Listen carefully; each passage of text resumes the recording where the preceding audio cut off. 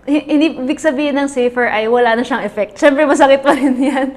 May hunger to prove na mali sila. Misconception na scripted ang wrestling. Kasi I wouldn't say it's scripted. I would say na maraming nangyayari sa ring na hindi mo masiscript. Only hope that you've trained enough and you can only hope that you've prepared enough. But I would beg to differ. It's definitely not fake. Pag nakita mong talagang nagbabatuhan na, wala pong practice.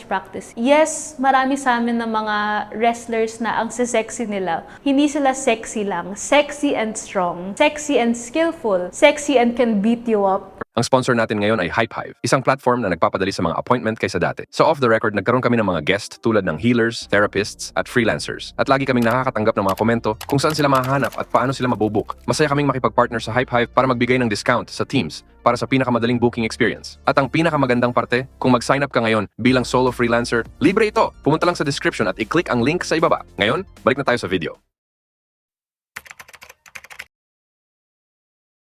Hello, ako si Patricia Ligaia, isang Pinoy wrestler mula sa Puso Wrestling. Ako ay 25 years old, nag-wrestling for 1 year, nagte-training for almost 3 years. So, bilang pro wrestling, ang training namin ay hindi lang natatapos sa loob ng ring. So, meron kasing common misconception na kapag wrestler ka, during your matches ka lang nakakapag-train, saka ka lang nakakapag-strengthen and conditioning. Pero ang totoo dyan, kumbaga, pwedeng sabihin na yun pa lang yung surface ng mga kailangan mo gawin. Bilang pro wrestler, kailangan matuto kang mag-commit ng oras, ng effort, pati pera sa training. For example, ako, hindi lang ako sa ring training every Sunday pumupunta. Pupunta rin ako sa sarili-sarili kong mga, kumbaga, sarili-sarili kong training din, separate mula sa roster namin. So, nag-aaral ako minsan ng luta libre, minsan nag-jiu-jitsu ako, tapos hindi rin matatanggal yung workout talaga na at least 3 times a day for you to see some, kumbaga, changes sa physical body tsaka sa strength mo.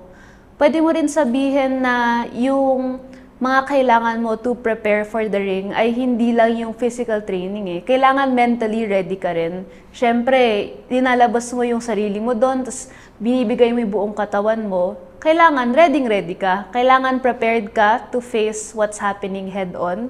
At kailangan malakas yung puso mo kasi napakaraming pwedeng mangyari sa loob ng ring. And at the same time, maraming disappointments. Pero syempre, nandito kami kasi we also see the worth tsaka ng value of being a pro wrestler. So, to be more specific sa wrestling namin, sa wrestling training namin, actually, sa kasalukuyan, Wednesdays and Sundays yung training na ina-attendan ko. Minsan ma-attend ako sa Sabado, pero doon sa aming dojo, sa Bulusan, meron kaming full day training. Sa Wednesday, syempre, since may kanya-kanya kaming ginagawa, ako estudyante pa lang, pupunta ako doon ng gabi. So mga, let's say, 6 p.m. to 10 p.m. nagte-train ako, tapos kinabukasan papasok na ako. Tapos kapag Sunday naman, maaga minsan pupunta na kami kasi hindi enough madalas yung maikling hapon lang to train. So, ang pinakamaaga na pumunta ako dati, parang before lunch, ganun, like morning talaga. Tapos natapos kami mga 10 p.m. para lang ma-perfect namin yung kailangan gawin. Kasi, for example, if you're in the ring, tapos ang gagawin sa'yo ng kalaban mo is babatuhin ka or babalibagin ka, hindi ba parang hindi naman pwede yung hindi ka ready basta-basta? So, yun ang nangyayari. Hindi siya, like, to address lang din the elephant in the room, hindi siya basta-basta performance lang. Kasi, as I mentioned earlier, it requires a rigorous routine of strengthening your body, conditioning, and higit sa lahat, kailangan yung katawan mo ready to receive yung mga ginagawa sa'yo and ready to fight in the ring. Because pro wrestling in itself, laging binabanggit, is a violent sport. It's not just a performance. It's not just entertainment. It is a field that requires skill and requires a lot of commitment. Kasi talagang pag may nangyaring sa'yo, hindi mo na mababalik yun, di ba? So, sa isang typical training day, I think much like any sport, given na kailangan may drills. So, kailangan yung mga basics, maayos mo kumbaga. Like, For example, yung pag binabato ka sa ring, kailangan ready yung katawan mo to receive it. So there are safer ways for us to receive that. Hindi ibig sabihin ng safe ha na ano na siya. Hindi ibig sabihin ng safer ay wala na siyang effect. Siyempre masakit pa rin yan. Pero siyempre, much like any sport, merong survival part yung training namin na you learn these things so you can become strong enough, and you learn these things so you can be prepared for what you're going to face in the ring. So there's that, yung mga basic drills and fundamentals. And then personally ako, since every wrestler has their own moveset and has their own kunyari finisher, ako I drill the things that I need in order to become stronger, to do my moveset. And hindi naman may iwasan syempre na, for example, yung mai-injure ako or uwi ako na may pasa, ganun. When I say injury naman, kumbaga parang sumasakit na yung balikat ko the next day when I go to class. So, ano lang yun, I would say it's really part of what we do. But at the same time, it's not a normal thing, I would say, that people experience. I wouldn't say na everyone would willingly go to some place that hurts them, di ba? So, it's really a choice na every week, every weekend, pupunta ka sa training para mabugbog so that you can be prepared for, kunyari, or in our case, sa puso, the next show. I would say na yung journey ko to becoming a Pinay wrestler, medyo different siya from others. Kasi, for example, a lot ng mga kasama ko sa team, they got into wrestling kasi yun yung childhood nila. Kumbaga nanonood sila since they were younger. I discovered wrestling late. I would say na late bloomer ako pagdating doon. Around 2018, which was 6 years ago, nakanood ako ng first ever Pinoy wrestling show ko. And that was when I fell in love with wrestling. And ever since then, nagtuloy-tuloy akong nanood, sumubaybay.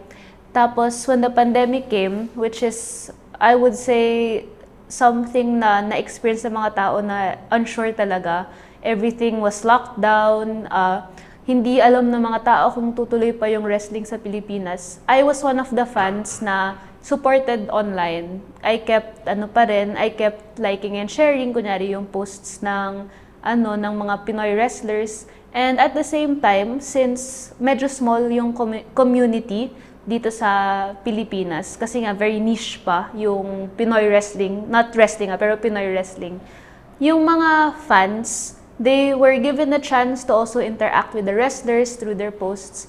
And ako, I volunteered to become part of the team na in any way that I can para maibalik yung wrestling rin, kumbaga, sa Pilipinas. I wouldn't say na, it's a massive contribution, but I would say na meron namang relevance yung ginawa ko kasi I became correspondent for my former company at the time. Isa ako sa mga nag-i-interview ng mga Pinoy wrestlers, like ganito, nag-i-interview. And what happened was, when I was there, when I was interviewing the wrestlers, na-realize ko na maybe it's not too late to also try to become a wrestler. Kasi even prior to that, sumali ko sa Pinoy Wrestling Preparatory Course ni Fabio Makisig, yung coach namin, where I joined lang so I could become more fit. Kasi during the pandemic, parang sarado lahat. So I was getting very unhealthy.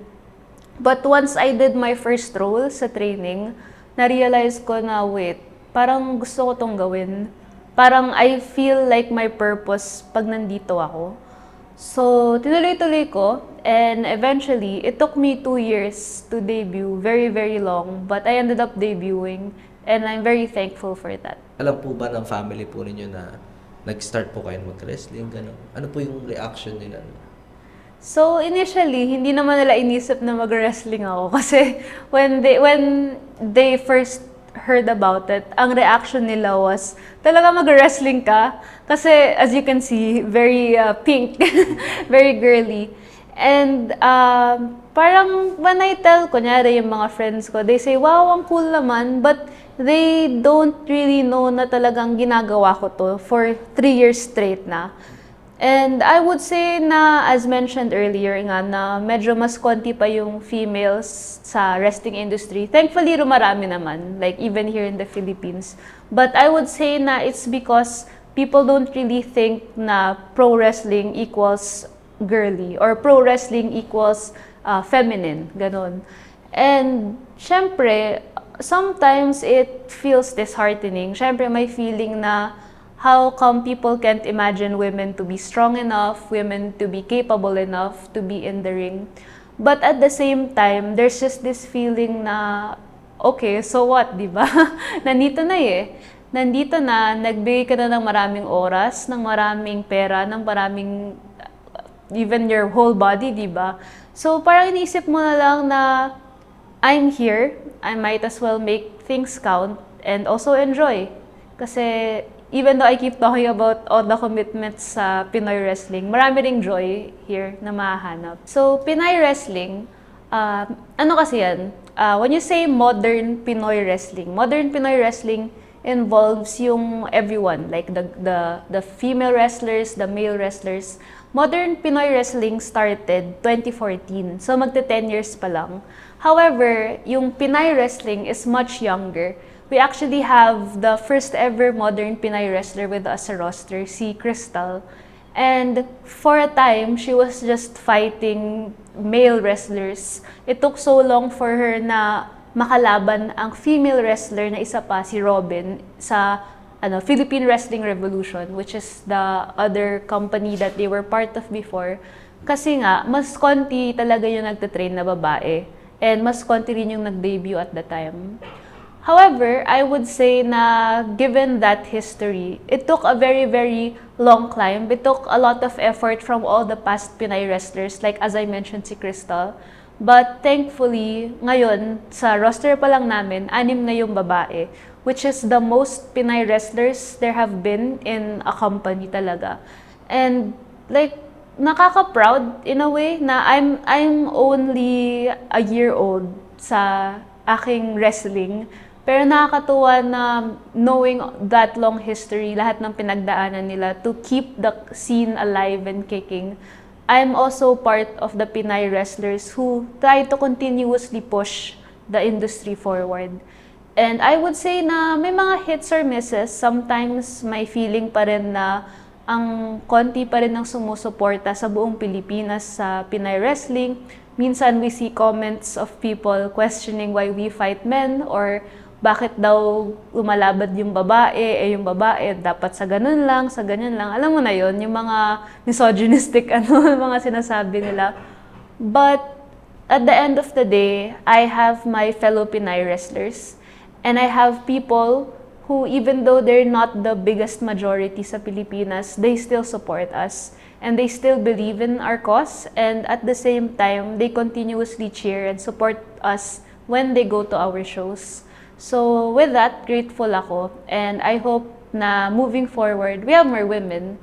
Kasi at the end of the day, yun naman talaga kailangan, di ba? We need more people to keep pushing the industry forward.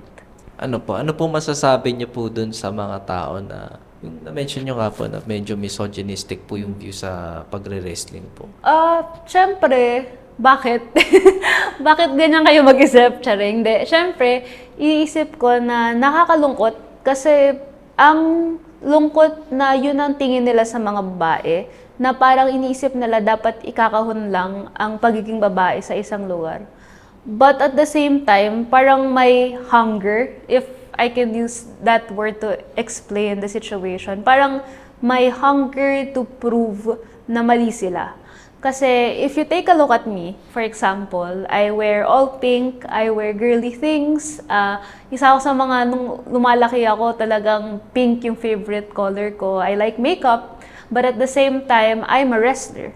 And sa aming roster, yung 5 nakasama ko, si Andy Faye, si Joya, si Super P, si Crystal, tsaka si Chelsea Marie, they are women of different size, different personality, and different achievements. And iba-iba talaga kami, iba-iba yung mga interests namin, iba-iba yung mga gusto namin sa mundo, but at the same time, we're all here. We're all in this together, pushing Pinay wrestling forward. So, sa mga tao na, kunyari, iniisip nila, ang babae mahina or ang babae hindi dapat, kunyari, sumasali sa ganito, or even worst case scenario, di ba, di na natin i-deny na sinasexualize kunyari yung mga kasama ko at saka ako, mga comments na, mag-wrestling na lang sa kama. Yung mga ganun, yung mga masashock ka na sinasabi nila online. Parang gusto ko lang sabihin sa kanila na ano pa yung sabihin nyo, ano pa yung isipin nyo tungkol sa amin, hindi kami mawawala. Dahil we believe in what we do, and at the end of the day, whatever you say about us, it's just what you think. It's not who we really are. Pag-usapan po natin yung costume po na suit po ninyo. Pwede niyo po ba kami kwentuhan? Ano po yung naging thought process para ito po yung mabuo yung costume? So, ito actually yung second ever ko na gear. That's what you call the attires wrestlers wear inside the ring. Yung first gear ko, when I first designed it, I just wanted it to be pink. And same naman here, as you can see. But at the same time, I would say na I try to incorporate the things that I like. Tapos unti-unti ko siyang linalagay sa gear ko. So, yung first gear ko, pwede siyang makita when you search it sa Facebook page ko or sa mga old interviews namin. That was inspired by things that I like growing up, like mga cartoons, yung mga sci-fi na girls. Pero ginawa ko siyang pink kasi that's my favorite color. Meanwhile, ito namang suot ko. It's not actually the complete one. Pero ito suot ko, this was inspired by clowns kasi mahilig ako sa mga clown attire. And just to add din kasi, I design my own gear. I ask other people to make them for me. I commission them. But yung main design, yung base design, ako talaga nagde-design nung sinusuot ko. And honestly, 3 lang yan sa utak ko. 1, dapat di siya masisira. Dapat pang long term siya. And 2, kailangan komportable akong isuot siya na yun nga, makakagalaw ako. And 3, kailangan cute siya. So yun. That's why I choose these colors. That's why I choose this attire when I fight. And at the same time, that's why I choose to represent myself in this way. Kasi, as mentioned earlier, despite being feminine, I'd like to fight in the ring pa rin. Actually, to add to that, isa po kasi akong production design student. So, inaaral ko talaga yung mga things that happen behind the screen, behind the stage. I wouldn't say na I'm already professional because I'm not. I'm just starting out after shifting careers before I started wrestling. But I would say na it's really my interest po. Everything that comes with designing, everything that comes with the behind the scenes, nandun talaga yung puso ko. So, kunyari, if you are a prior fan to us na dati pa nanonood, you might actually see me running around, kunyari, with the com set. Kasi I'm really a fan of production work. And isa po ako sa mga nagtatrabaho rin behind the scenes. Much like all the other wrestlers, lahat kami po, we fight on stage, but we're also the ones who work behind the scenes. We're also the ones who design everything that you see. Kasi hindi lang pro wrestling yung jobs namin. Iba-iba po kami ng mga ginagawa. So, pagdating naman po sa finishers, kanya-kanya po yan. Yung mga wrestlers na pinapangalan po nila, kunyari based sa mga interests nila. Meron din mga wrestler na they name a move, kunyari, for someone that they care about greatly. Ako po personally, the only thing that I would say na dahilan why I name my finishers as they are, kasi cute. Like, for example, meron po akong wrestling move na umiikot-ikot ako bago ko tamaan with my arm yung kalaban ko. So, I call that, wee! Yun yung pangalan niya. Tapos, my finisher, which I haven't done a lot yet, kasi ang bibilis ng mga kalaban ko. But, my current finisher, which I did last October sa isa sa mga kalaban ko, nag-SOWI driver ako, which is sorry, pero WW yung letters. And what I do with that is, I grab my opponent by the waist, and then I do a back bridge para yung head nila madadrive sa ground. So that is my finisher, the SOWI driver. Ano pa ba? I think those are all that I can name at the top of my head na signatures at finishers ko. But you should check out our other wrestlers kasi they have very, very interesting finisher moves. Marami po akong nakikilala at marami akong mga nagagawang bago in wrestling. For example po, yung company namin, yung Puso Wrestling, we go to conventions, we get invited to conventions, we get to have our own tables sa conventions. And it's like for the first time in my life, may mga bagay na nag-e-expand po ng arsenal of interests ko. Kasi naiinteresado po ako sa mga iba't ibang sub-community eh. Hindi lang po yung wrestling kumbaga, like yung mga vintage collectors, nagiging interesado ako doon. So natutuwa ako na meet ko sila. But at the same time to, when it comes to the actual specific experience of being a pro wrestler, I would say na sometimes it feels very, very unbelievable. Kasi may mga tao na hindi mo ina-expect na makikita mo sa community. Like for example, nung nag-wrestling ako dati, may mga classmate ako na umattend na pala. And sobrang nakaka-heartwarm na, oh my gosh, pinanood nila ako. Parang ganun po yung feeling. Nakakatuwa when I see that there are people who continuously support us, especially as I mentioned na very niche pa po yung community namin.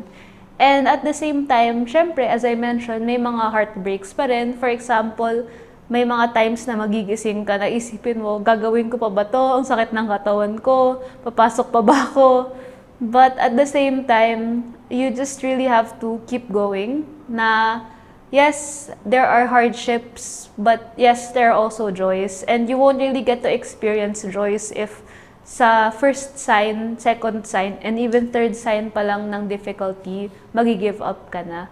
Kaya po, yun ang yun ang collective experience ko as a pro wrestler. I think I am continuously motivated to move forward by both the people who support us and by those who are around me sa industry itself. So, first of all, let's remove the misconception na scripted ang wrestling. Kasi I wouldn't say it's scripted. I would say na it's actually very, very unexpected. Maraming nangyayari sa ring na hindi mo masiscript. At maraming nangyayari sa mga ginagawa namin na you can only hope that you've trained enough and you can only hope that you've prepared enough for them to come your way. Kasi marami po kunyari nagko-compare sa wrestling to other sports thinking na, oh, it's lesser than, thinking na this thing that they do, it's not as competitive, not as taxing as the other sports na nakikita nila. But the reality is, as I mentioned po, for example, I do my best to train and other things. I am delving slowly into martial arts. And I would say na wrestling training is actually very, very taxing. And I would even go on a limb to say na kasing taxing lang po siya ng ginagawa ko sa other sports versus here. Kasi yung current setup po namin sa pro wrestling training is one whole day kami nagtitrain. Kasi we need to always be stronger than what we were last week. And at the same time, I would say na hindi lang kasi nga siya, as I mentioned in the ring, may commitment. So you have to be conditioned, you have to be strong enough to actually do the things in training. And they always say naman na hindi mo talaga makokontrol ang gravity, hindi mo masiscript yun. So even if people like to think na, oh, it's scripted, it's fake, the bruises in my body that my roster mates formerly had gotten before, hindi po yun fake. And I would even say na one wrong move or one wrong thing that you've done in training could stop you from fully having control of a certain body part.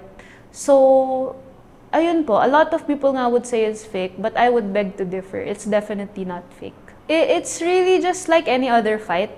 Kumbaga, unpredictable na. The way you react to things po when you're in a fight, that's really how you feel when you're in the ring. You don't really practice fights, right? So, pag nakita mong talagang nagbabatuhan na, wala pong practice yun. It's really real actual violence.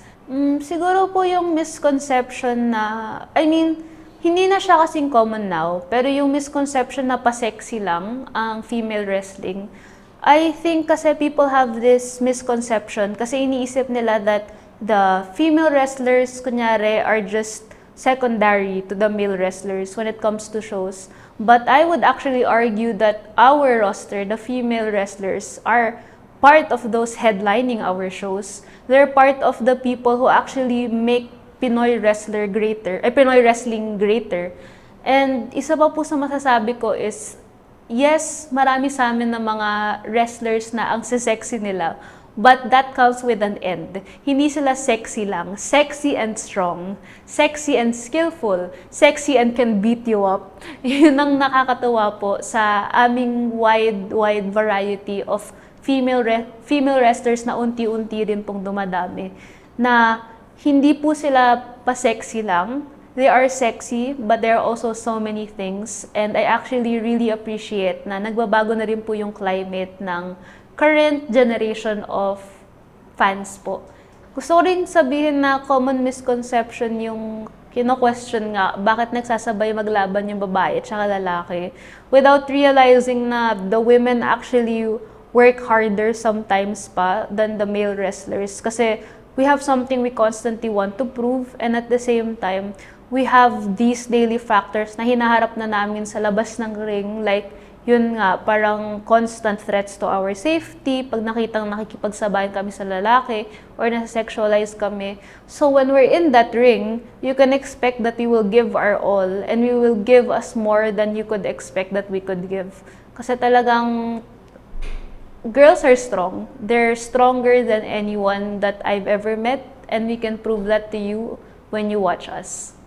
Kamusta naman po yung community dito? Lumalaki po ba siya? Ano po yung observation po ninyo? So, yung community namin actually, ano naman siya, throughout the years, it's been steadily increasing. Nakakatuwa nga po na because of more exposure, kunyari sa social media, dumadami po yung fans namin na nagugulat na lang kami, sinasabihan kami na, hi, first time ko manood, or hi, nakita ko kayo kunyari sa TikTok, tapos nanood ako, bumili ako ng ticket. Nakakatuwa po na even though it's not a common everyday thing na malalaman mong someone watches Pinoy wrestling, napaka-devoted at napaka-supportive po ng fanbase namin.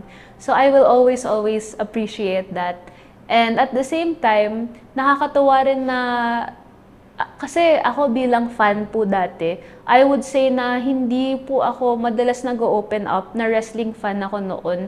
Not that anyone judged me, but more of it never really came to the conversation, mas lalo na pagkausap ko po ibang babae.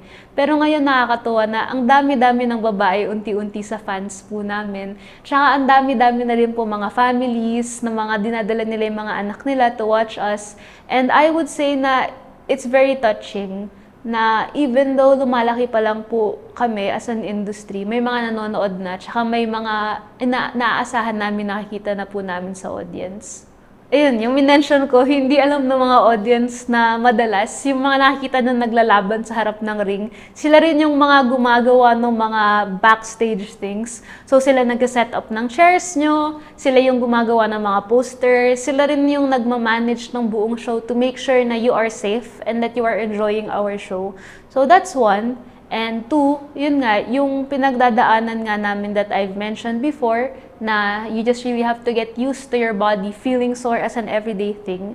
And third, siguro, ma-add ko na lang din na how heartbreaking wrestling can be. Like, some people enter the industry with wide eyes, thinking na, I just have to go in there, I just have to train, I have to wrestle. But they don't understand na minsan, sa tingin mo, kaya mo na yung one thing, pero pagdating mo sa training, wala pala. Hindi ka pa pala ready for it.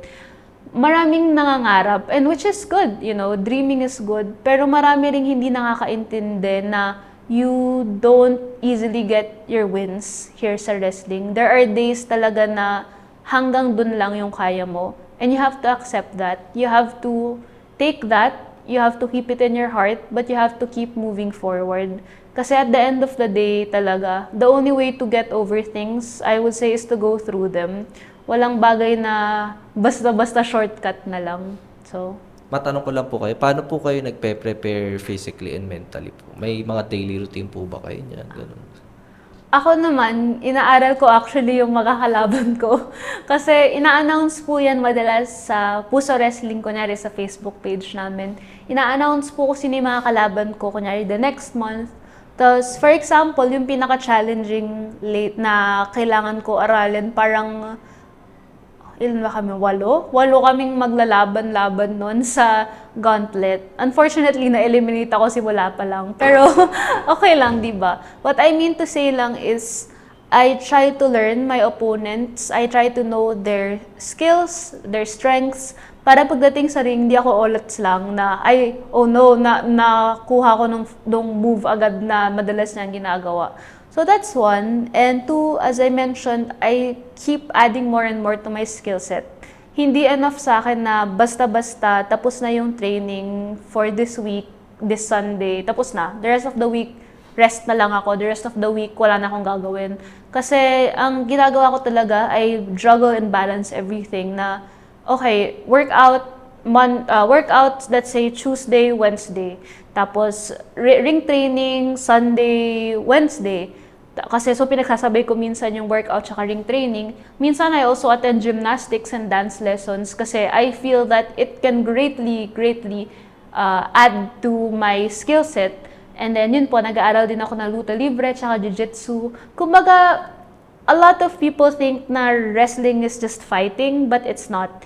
It involves your whole body coordination, which can actually be trained by the things you wouldn't expect, like yun na, gymnastics. Kasi maraming high flyers na nag-i-improve yung life nila once they get the body kinesthetics involved in high flying. Sa dinami-rami ng naging matches ko na so far this year, actually 12 lang, which isn't a lot compared to other people kasi first year ko pa lang. But I would say na ang pinaka-memorable pa rin sa akin was actually my first, kasi yun yung debut match ko. But also, it was the first time that I felt like there was something that was going to happen in my life na promising.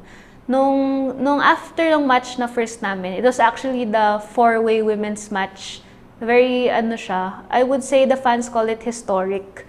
Kasi it was a while na nagkaroon ng ganong karaming Pinay wrestlers na ring.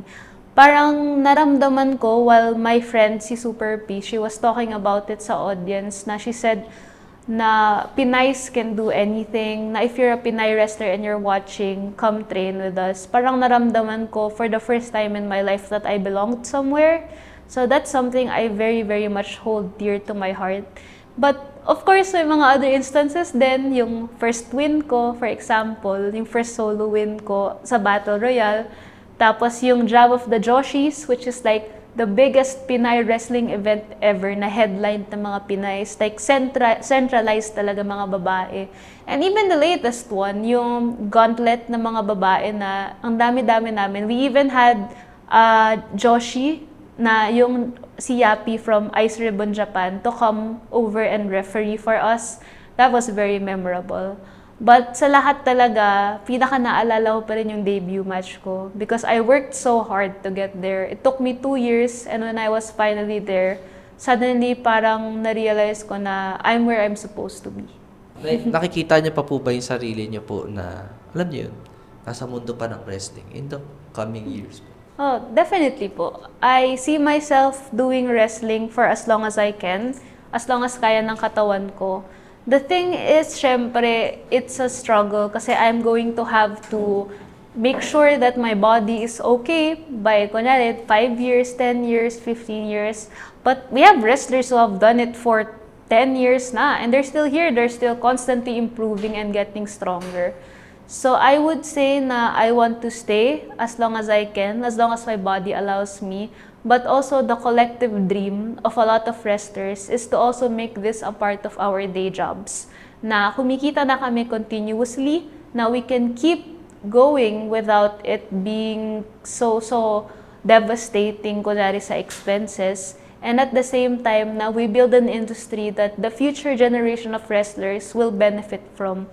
Kasi syempre, we're doing this not just for ourselves, but of course, everyone who watches us and wants to join us. So, yun po. Ano pong mensahe niya po sa mga tao, sa mga fans, mga tao nanonood, sa mga aspiring wrestlers po, lalo na po sa mga Pinay wrestlers po, ano po yung messages niya? Sige. Hello! So, una sa lahat, thank you for continuously supporting us.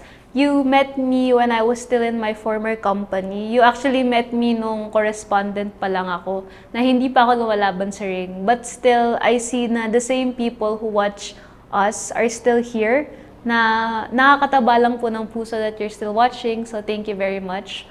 But also, kung interesado po kayo na sumali talaga sa industry namin, other than what I've mentioned, I would say na please follow us. Please keep in touch po at saka maging updated kayo. Kasi nagbubukas po ang aming pintuan once in a while para sa mga interesado maging wrestlers, mas lalo na sa mga Pinay wrestlers. And higit sa lahat, when you follow us, syempre makikita nyo rin yung mga show namin, di ba? Alam naman, nagsasalita lang ako dito, tapos hindi nyo ako mapapanood na lumalaban. So, please, di ba?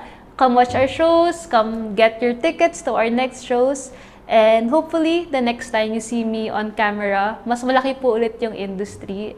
And thank you very much for listening po sa aking story.